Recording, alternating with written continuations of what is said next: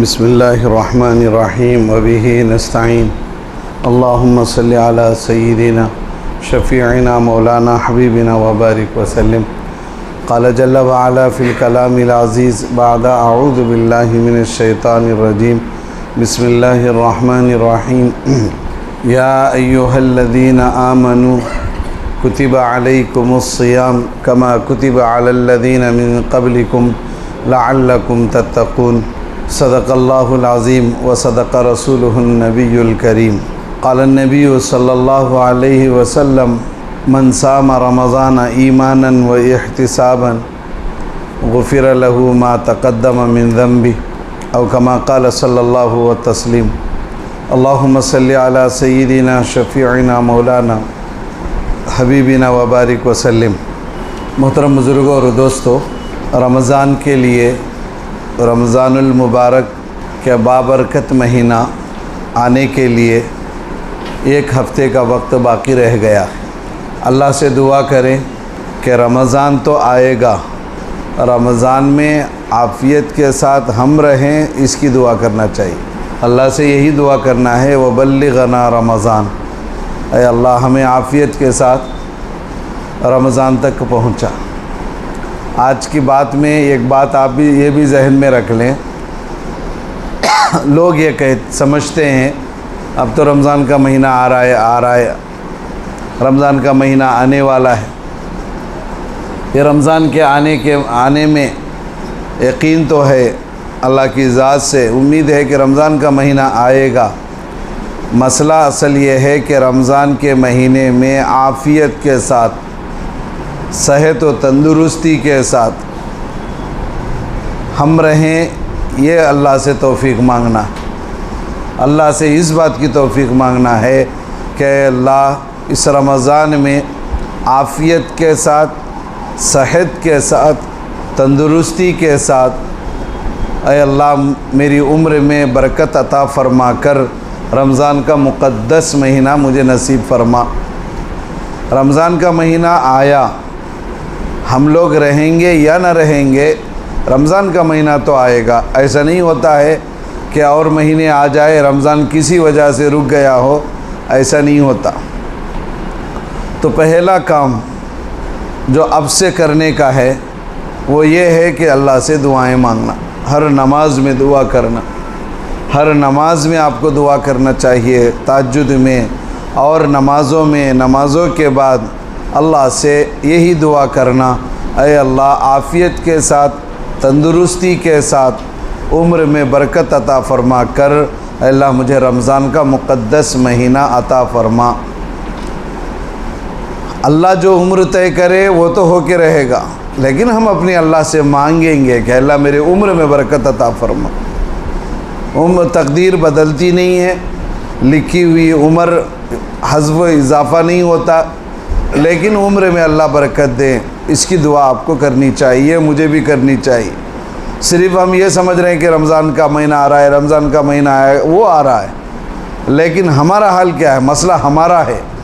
तो इसलिए आज से दुआ शुरू कर लें कि अल्लाह मुझे बल्लिग़ना रमज़ान, अल्लाह मुझे रमज़ान तक आफ़ियत के साथ, सहूलत के साथ, सेहत के साथ, तंदुरुस्ती के साथ, बलाओं से, मुसीबतों से, परेशानियों से बचाकर ये माह मुबारक में मुझे ज़िंदा रख, ये दुआ करनी चाहिए।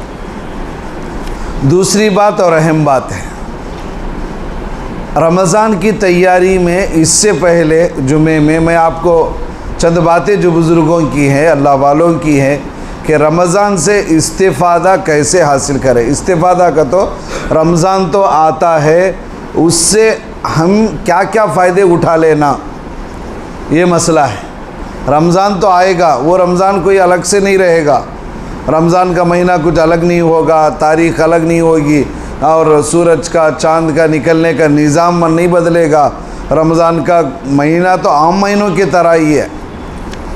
रमज़ान का महीना आने वाला है, तुम इससे क्या क्या फ़ायदे उठा सकते हो, उसको आप फ़हरिस्त बना लो। पहला काम क्या है, रमज़ान आ रहा है, रमज़ान आती, मिसाल के तौर पर सैलरी आने वाली है 1 तारीख को, तनख्वाह आने वाली है, तब आपके जहनों में ये बात रहती है कि जैसे ही सैलरी आए, तनख्वाह मिल जाए, वजीफ़ा मिले तो फ़लाने को इतना, फ़लाने को इतना, फ़लाने को ये, फ़लाने का ये काम, ये सब हम अंदाज़ा लगा लेते हैं।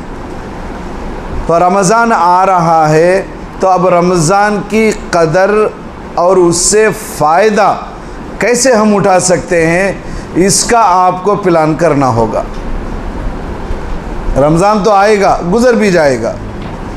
रमज़ान कितने की हमारे सरों पे से आए, गुज़र गए, लेकिन उस रमज़ान से मैं कैसे फ़ायदा उठाऊं और क्या क्या फ़ायदे मुझे उठानी हैं, ये अगर जहन में नहीं है तो फिर रमज़ान खाली जाएगा। फिर रमज़ान 11 महीनों के बाद आएगा, हमारी उम्र की कोई गारंटी नहीं है। तो इसलिए अब एक हफ्ते के अंदर आपको प्लान करना है, मुझे भी प्लान करना है कि इस रमज़ान से मुझे क्या क्या फ़ायदे उठाने। क्या फ़ायदे उठाते बोलो? अब तक की एक कारगुजारी हम अगर ले लें, गुज़िश्ता रमज़ान से क्या क्या आपको फ़ायदे हासिल हुए, 1 मिनट के लिए आप अपने अंदाज़ा लगाओ, आपको क्या फ़ायदा हुआ गुज़िश्ता रमज़ान से, क्या फ़ायदा हुआ। हज़रत ज़कात थी, ज़कात अदा करे, तराव्या कहे, तराव्या पढ़े, और दूसरा क्या करे, रोज़ा बोले, रोज़ा रखे। ये 3 चीज़ें हैं, और क्या तो है, अदा है, और क्या कुछ जहन में आ रहा है? ज़्यादा से ज़्यादा अगर अल्लाह दौलत दिए है, तौफीक ज़कात की दिए हैं, तो ज़कात अदा किए होंगे, गरीबों को, रिश्तेदारों को कुछ मदद किए होंगे, ठीक है, नए कपड़े पहने होंगे, और रोज़ा रखे होंगे, और तरावी पढ़े होंगे। और ये 4-5 काम के अलावा गुज़िश्ता रमज़ान से आपको क्या फ़ायदा हुआ, मुझे क्या फ़ायदा हुआ, इसका हिसाब आपको लेना है। ये 8 दिन में आपको करना है, गुज़िश्ता रमज़ान से मुझे क्या फ़ायदा हासिल हुआ, इसके अलावा मेरी ज़ात के अंदर क्या फ़र्क आया, मेरी ज़ात के अंदर क्या तब्दीली आई, ये आपको देखना है। अगर आप गुज़िश्ता का, मई गुज़िश्ता रमज़ान का अगर हिसाब अब नहीं लगाया, क्या फ़ायदा हुआ, क्या नुकसान हुआ, तो उसकी नहूसत से ये रमज़ान भी वैसा ही चला जाएगा। मुझे गुज़िश्ता रमज़ान में दीन का फ़ायदा क्या क्या हुआ, फ़ित्रे अदा किए, ज़कात अदा किए, गरीबों को कुछ दे दिए, ये सब खुदा की तौफीक से ही हुआ है। रोज़े रखे, तरावी पढ़े, इसके अलावा मेरी ज़िंदगी में क्या तब्दीली आई, क्या काम करे, कहते भी क्या तो अच्छे काम का नाम बोले तो भाई ज़रा ये बार ज़रा मदद करना है, भाई मदरसे को, मस्जिद को, गरीबों को। तो रमज़ान आता है ना, रमज़ान में इंशाअल्लाह देखेंगे। तहज्जुद पढ़ना है भाई, तहज्जुद की आदत डालोगे तो अभी कहीं को रमज़ान है ना, बिल्कुल है, ना आया तो उसे पूछ को शुरू करेंगे। क्या तो कुरान की तिलावत ये रमज़ान के बाद शुरू कर डालेंगे। क्या तो रमज़ान इतना आड़ा महीना है कि इसकी वजह से बहुत सी चीज़ें हमारी रुकी हुई है। कुरान कब सीखते भाई? रमज़ान आता है ना, ये बार रमज़ान के बाद से अभी वज काम। अब तिलावत कब करेंगे? रमज़ान से करेंगे। दुआ की मग़फ़िरत कब से करेंगे? गुनाहों की तौबा कब से? रमज़ान से करेंगे। हर बात, हर काम रमज़ान से या रमज़ान के बाद, रमज़ान से या रमज़ान के बाद। वो गए साल भी वो बात बोले ना, रमज़ान हुए बाद क्या तो फ़ायदा हुआ। गए सो रमज़ान में भी क्या बोले, गए सो रमज़ान में भी क्या इरादे करे कि ये बार रमज़ान होते ही सुबह ईद के बाद दूसरे दिन से वही काम है। बोले ना गए बार भी रमज़ान में हमें सोचे दोस्तों ज़रा कारगुजारी लो, अब रमज़ान आने को 1 हफ़्ता बाकी है। अब बताओ गए सो रमज़ान में करे सो वादे इरादे, जो ईमान की ताजगी में मस्जिद में बैठ को जो इरादे वादे कर लिए अपने आप से, ज़िंदगी को बदलना, कुरान सीखना, अच्छे काम करना, बुरे कामों को छोड़ डालना, ये सब चीज़ें जो गए साल इरादा करे, क्या तो ये साल गुजरने को आया, अभी 1 हफ़्ता है, क्या क्या चीज़ें मेरी ज़िंदगी में आए। तो इसलिए दोस्तों अब गए सो रमज़ान से मैं सोचे सो कामा क्या क्या हुए, क्या क्या नहीं हुए, उसकी कारगुजारी अब लेना है। किसे देना है कारगुजारी? अपने आप से लो, अपने आप से सवाल करो और अपने आप से उसका जवाब दो। गए साल मैं ये इरादा करा, अब तक रमज़ान आ गया, फिर रमज़ान आया, लेकिन वो काम पूरा नहीं हो सका। तो पहला काम आपको ये है एहसास करना कि गुज़िश्ता रमज़ान में मैंने जो वादे किए, जो इरादे किए वो पूरा नहीं हुए, फिर रमज़ान आ रहा है, अब फिर अल्लाह को क्या बोलना है। एक बात तो ये। दूसरी बात ये है निज़ामुल औकात बनाना, ये आज के बयान का अहम पहलू है। अल्लाह वक्त में बरकत दे। निज़ामुल अमल बनाना, निज़ामुल अमल का तो क्या, निज़ामुल अमल का तो ये अरबी लफ्ज़ है। आपको बताओ टाइम टेबल बनाना, क्या वो टाइम टेबल का, तो टाइम टेबल के कार्ड आगे ना, अभी क्या वो कार्ड टाइम टेबल बनाना, सो कब खाना की कब बंद करना की, दो भी आ गया ना। अभी टाइम टेबल बनाने का क्या है, कब खाना कब बंद करना, वो दो बातें भी उसमें कार्ड में आ गए। उसके वास्ते अभी टाइम ले को कहाँ बैठते, वो समझनों को वो कार्ड तो आ जाएंगे, आपको बहुत मिलेंगे रमज़ान में। ये रमज़ान में वो कार्ड हैं कि आप रोज़ा कब खोलना कब बंद करना, वो तेज उसमें रहता। सो मैं हमें बोलते सो टाइम टेबल वो नहीं है। अभी से आप बैठकर प्लान बनाओ कि मुझे तहज्जुद को कब उठना है, तहज्जुद की कितनी रकात पढ़नी है, कितने बजे मुझे उठना है, अल्लाह के सामने सजदे कितने करना है, कब मांगना है, सहरी को कब बैठना है, और सहरी ख़त्म होते ही मुझे क्या करना है, फजर की नमाज के बाद मुझे क्या करना है, कब तक मुझे आराम करना है, कब तक मुझे तिलावत करना है, कब तक मुझे ज़िक्र करना है, कब तक मुझे कमाई में लगना है, कब मुझे कुरान सीखना है। ये निज़ामुल अमल आप बनाओ। इफ्तारी का टाइम तुम्हें तय करने की ज़रूरत नहीं, तय कर डाल को है। इफ्तारी के बाद का काम क्या हो, असर के बाद का काम क्या हो, मगरिब के बाद का काम क्या हो, इशा के बाद का काम क्या हो, तरावी के बाद का काम क्या हो, मुझे कब सोना है, कब उठना है, अल्लाह के सामने आंसू कब बहाना है, कुरान की तिलावत कब करना है, ये सब टाइम टेबल आपको बनाना।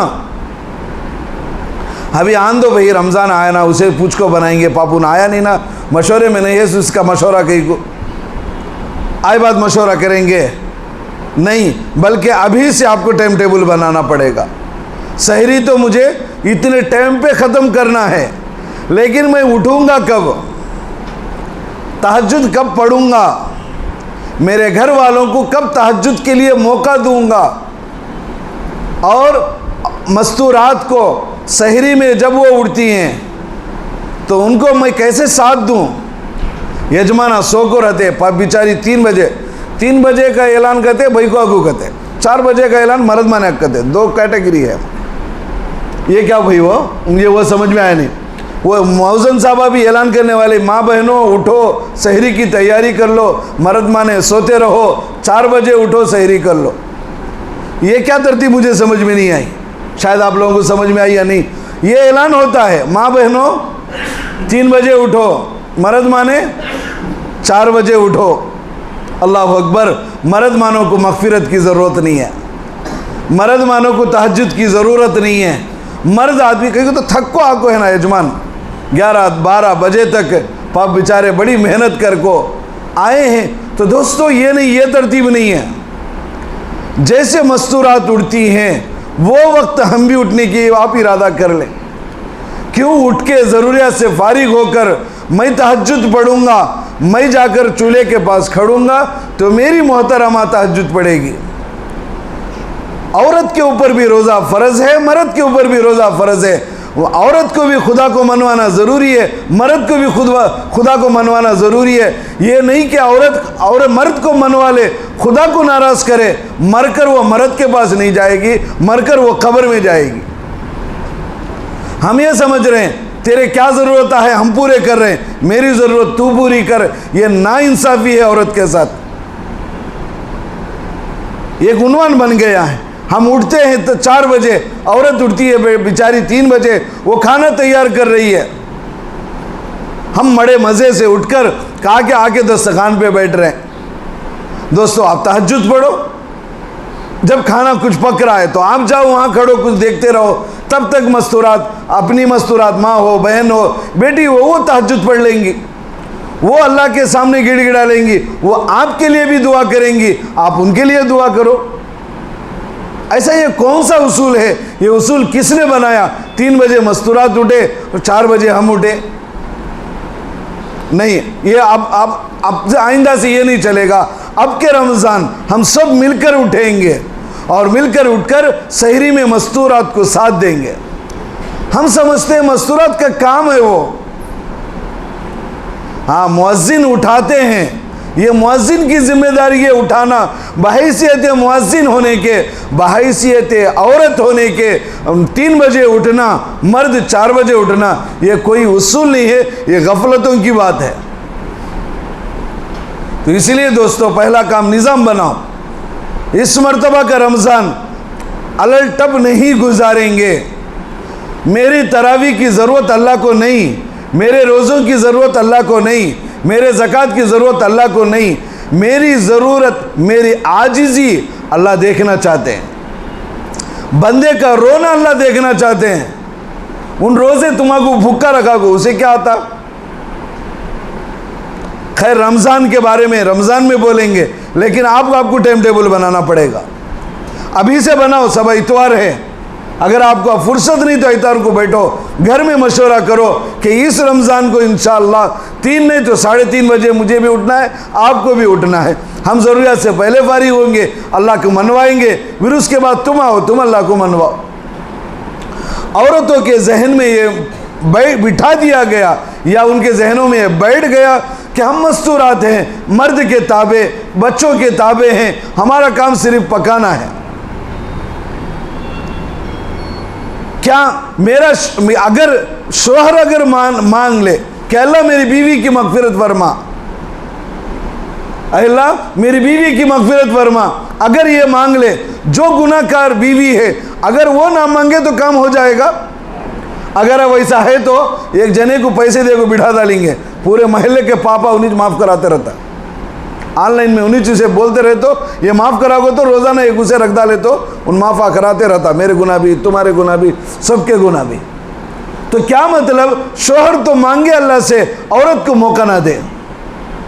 ये काम सहरी में होता है, यही काम इफ्तारी में भी होता है। यजमान आर्डर देखोगे वो बेचारी पकाने में लगी हुई है। बाज़ मस्तूरात तो पकाते पकाते वो चूल्हे के टमाटर की क्या मिला कि वो बिस्मिल्लाह बोल को खा ले। यजमान के वास्ते तैयारी, सुबह को यजमान की तैयारी के वास्ते तहज्जुद छूटी, दुआ छूटी, और इफ्तारी में इतने आर्डर उसको लगे कि वो बेचारी पकाने में लगी। दुआ तो क्या, दुआ उसको आता भी नहीं, वो ज़रूरत नहीं।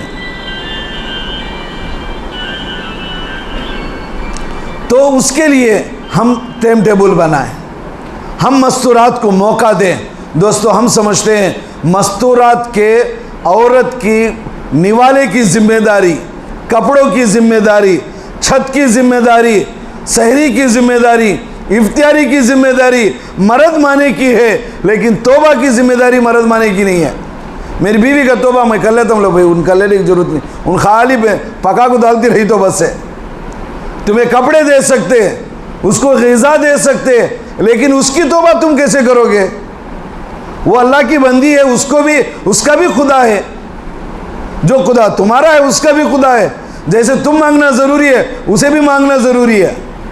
तो इसलिए निज़ाम बनाओ कि औरत को इफ्तियारी में, इफ्तियार से पहले उसे तौबा कर लेने का, अल्लाह से मांगने का उसको मौका मिले। रमज़ान में हलीम की चक्कर में या हलीमू या करीमू या वासियल मगफिरा उसे भूल जाते हैं हलीम के चक्कर में। दोस्तों, ये बार का रमज़ान अगर ऐसा गुजरेगा, इसको नाकदरी वाला रमज़ान कहेंगे। तो इसलिए टाइम टेबल बनाओ, अभी से बनाओ कि इफ्तारी की तैयारी इफ्तारी के वक्त से पहले हो जाए, और हमारा असर के बाद का पूरा कीमती वक्त कहाँ के उसको प्लान में लगता है कि इफ्तारी में क्या हो, पूरा असर के बाद का वक्त। असर की नमाज के बाद सिर्फ वही चक्कर कि क्या खाया जाए इफ्तियारी में। अल्लाह अकबर, सुबह से मेरे गुनाह नहीं धुले, सुबह से मेरे आंसू नहीं गिरे, सुबह से कुरान की तिलावत नहीं हुई। क्या इफ्तियारी में इतनी चीज़ों का समेटना ज़रूरी है? तौबा की ज़रूरत नहीं? इतना बड़ा दस्तरखान लगाकर मज़े से खाना ज़रूरी समझ में आया मुझे, मैं अपनी बात कर रहा हूँ, लेकिन तौबा की ज़रूरत नहीं है, दो आंसू बहाने की ज़रूरत नहीं है, करे हुए पापों को माफ़ करा लेने की ज़रूरत नहीं है। दोस्तों, ऐसा नहीं हो, पूरा प्लान हो। क्या इफ्तियारी में क्या हम अगर मुख्तसर कर ले, क्या हमारा नुकसान होगा? अगर दो आंसू ना गिरे, जहन्नम में जलना पड़ेगा। अगर एक बंदे को सहरी में 2 कतरों का मौका नहीं, इफ्तियारी में 2 कतरों का मौका नहीं, फिर जोहर में भी नहीं, असर में भी नहीं, मगरिब में भी नहीं, इशा में भी नहीं, कब आंसू बहाओगे? अब सामने हम लोग रख लेते हैं, अब करने जाते हैं तो क्या होगा? जहन इधर उधर मुंतशिर होता है। किबले की तरफ रुख करके कुछ मांगने की तौफीक नहीं हो पाती है। सामने सब रहना, अब क्या मांगेंगे?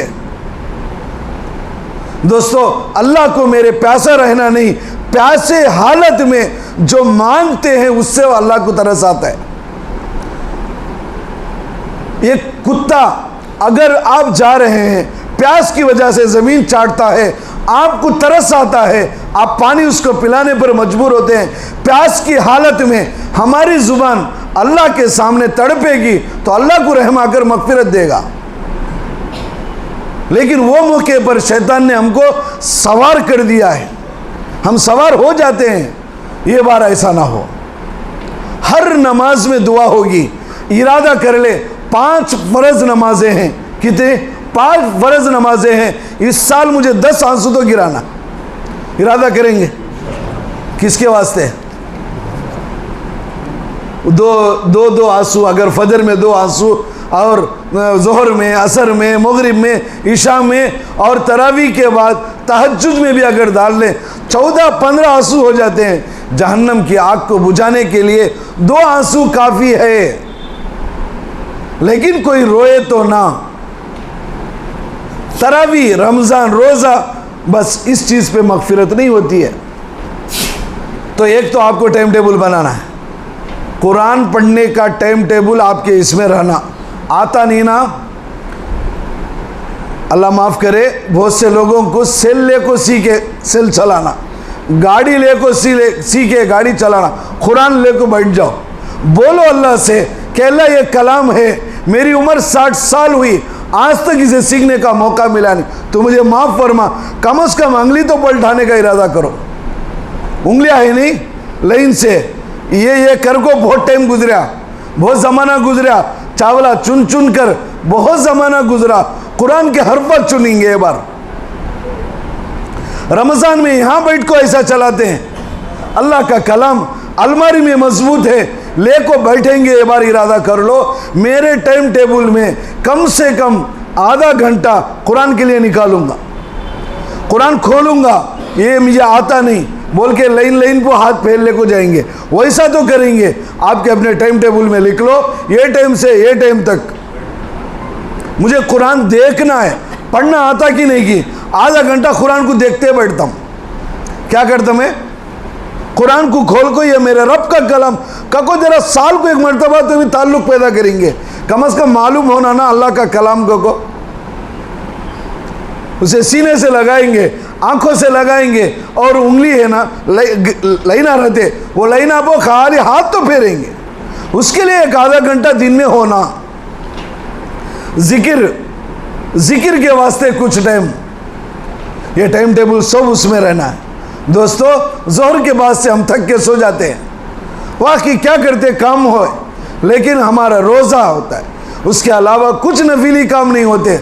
रमज़ान का महीना बरकतों का, और रमज़ान का महीना बरकत का तो क्या समझ में आया नहीं। इबादतों का महीना, कितनी इबादत कर लेते कर लो, लेकिन दोस्तों हमारा वक्त 11 महीने जैसा गुजरा वैसा ही गुजरता है। दुकान में है, काम नहीं है, सेल हाथ में है। तौफीक नहीं होती है कि वो सेल को वहां रखकर अल्लाह के दर पे आके बैठ जाएंगे। इस वास्ते टाइम टेबल में ये चीज होना, कुरान के लिए मौका रहना, नवाफिल के लिए मौका रहना, और तीसरी चीज उम्र कज़ा के वास्ते वक्त निकालना। ये 3 काम, नमाज, रोजा, तरावी, इसके साथ ये काम होना। 12-15 आंसू तो रोजाना मेरे निकलना, ये तय कर ले आप। सलाम फेरे, सलाम फेरते ही चलो। कहां जा रहे हैं आप, कहां जाएंगे? जिस जगह आपको जा रहे हैं एक ना एक दिन वो जगह छूटने वाली है। आंसू नहीं धुले, आपके कपड़े बेकार, आपकी ईद बेकार, मेरी ईद बेकार। जिस बंदे की मगफिरत नहीं, वो ईद करने को क्या करने।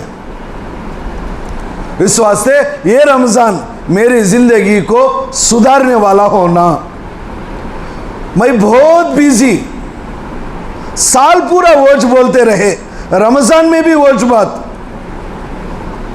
आइतवार को छुट्टी कर को बीवी बच्चा के साथ रहना समझ में आ गया, समझ में आ गया, माहौल भी बन गया।